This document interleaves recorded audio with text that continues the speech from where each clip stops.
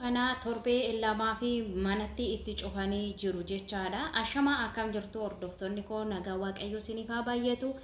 Akkamis saati kana keessanii ani obboleettiin keessan nagaa koostii isinis akka nagaa taatan abdiin qaba. Egaa keenya rakkinni hin dhumu yeroo hundumaa rakkinuma faarsinaa maaliif akka carraan keenya akkas ta'e hin beeku. Dhugaa dubbachuuf bara akkamii keessa akka jirru hin beeku. Baay'ee natti ulfaate jechaadha.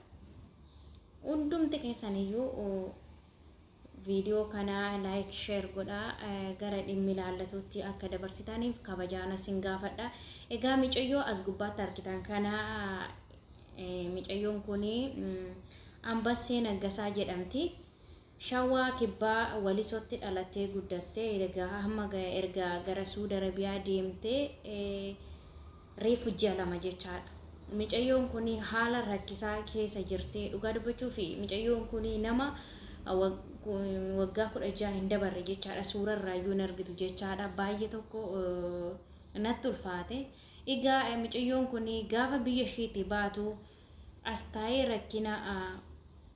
rakkina maatii kootii wajjin rakkachuurra deemee maatii koo jijjiiruu naa wayya jettee micayyoon kun daa'ummaa isheerraa gara Suudi Arabiyaa deemte jechaadha. Har'a garuu baay'ee rakkina guddaa keessa jirti. Micayyoo kana torbee lamaaf balbala itti cufanii jiru jechaadha. Egaa micayyoon kun dhufteeyyuu ji'a lama qoonqallee hin beektu jechaadha. Maaluma jetteellee yookiin nyaatumallee iyyuu gaafachuu hin dandeessu. Dhugaa dubbachuuf hedduu tokko nama gaddisiisa jechaadha. Isarra immoo darbee erga torbee lamaati balbala itti cuftee jirti jedhamee jira. Balbala itti cufuuf ishii micayyoon kun silkiillee ofii ishiiti akka namni si'achi yoo dawwalee argachuu hin danda'u. Yoo ishiin asii as dawwalte malee jechaadha. Egaa micayyoo kanaa osoo isheen lubbuudhaan hin darbin sagalee haa taanuuf isiniin jedha. Dhugaa waaqayyoo hedduu natti ulfaatee maal akkan jedhullee na harkaa badee. Micayyoon kun hiriyaa isheetti dawwaltee mataarree osoo isheen raftu jechaadha. Osoo isheen raftu irraa aaddanii jiru jechaadha. Micayyoon kun siqalla naan jedhanii jiru jettee dubbattee jirti. Egaa harkumaan itti himu malee nama ji'a lamaa dhiisitii waggaa lamattuu qoonqaa barteen xumurtu jechaadha.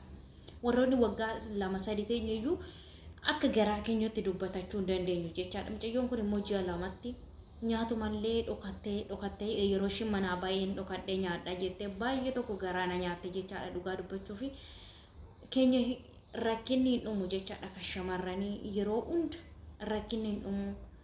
Kan biyyaa ta'us nuyi, kan duus nuyi, kan dhukkubsatus nuyi.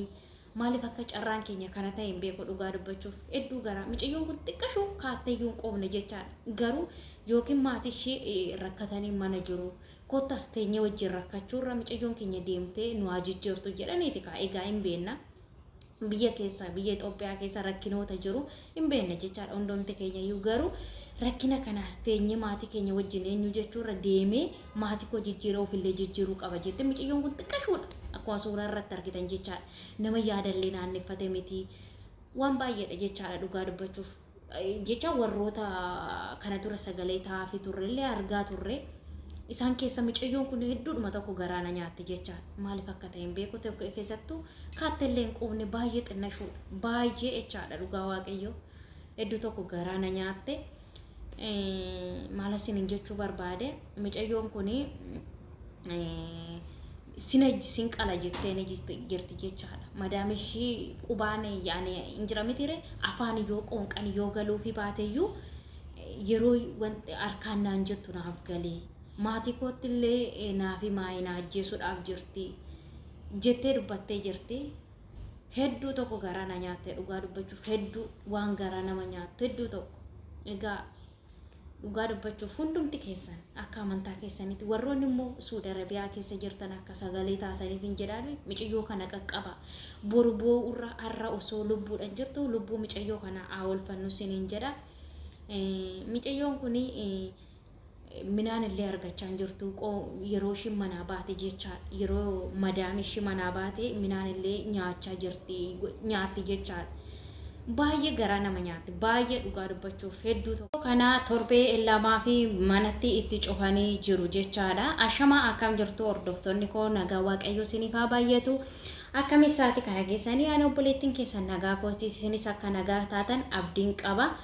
Egaa keenya rakkinni hin dhumu yeroo hundumaa rakkinuma faarsinaa maaliif akka carraan keenya akkas ta'e hin beeku. Dhugaa dubbachuuf bara akkamii keessa akka jirru hin beeku baay'ee natti ulfaate jechaadha. Hundumti keessaniyyuu viidiyoo kana like share godhaa gara dhimmi ilaallatutti akka dabarsitaniif kabajaan isin gaafadha. Egaa micayyoo as gubbaatti argitan kana micayyoon kun Ambassee Naggasaa jedhamti. Shawaa kibbaa walisotti dhalattee guddattee erga gara Suudi Arabiyaa deemtee reefu ji'a lama jechaadha. Micayyoon kun haala rakkisaa keessa jirti. Dhugaa dubbachuuf micayyoon kun nama waggaa 16 hin dabarre jechaadha. Suura irraayyuu hin argitu jechaadha. Baay'ee tokko natti ulfaate. Egaa micayyoon kun gaafa biyya isheetti baatu as taa'ee rakkina maatii kootii wajjin rakkachuurra deemee maatii koo jijjiiruu naa wayya jettee micayyoon kun daa'immaa isheerraa gara Suudi Arabiyaa deemti jechaadha. Har'a garuu baay'ee rakkina guddaa keessa jirti. Micayyoo kana torbee lamaaf balbala itti cufanii jiru jechaadha. Egaa micayyoon kun dhufteeyyuu ji'a lama qoonqallee hin beektu jechaadha. Maaluma jetteellee yookiin nyaatumallee iyyuu gaafachuu hin dandeessu. Dhugaa dubbachuuf hedduu tokko nama gaddisiisa jechaadha. Isarra immoo darbee erga torbee lamaati balbalatti cuftee jirti jedhamee jira. Balbala itti cufuuf ishii micayyoon kun silkiillee ofii ishiiti akka namni si'achi yoo dawwalee argachuu hin danda'u. Yoo isheen asii as dawwalte malee jechaadha.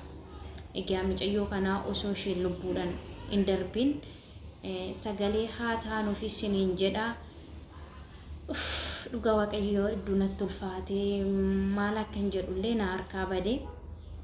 Micayyoon kun hiriyaa isheetti dawwaltee mataarree osoo isheen raftu jechaadha. Osoo isheen raftu irraa aaddanii jiru jechaadha. Micayyoon kun si qallaa naan jedhanii jiru.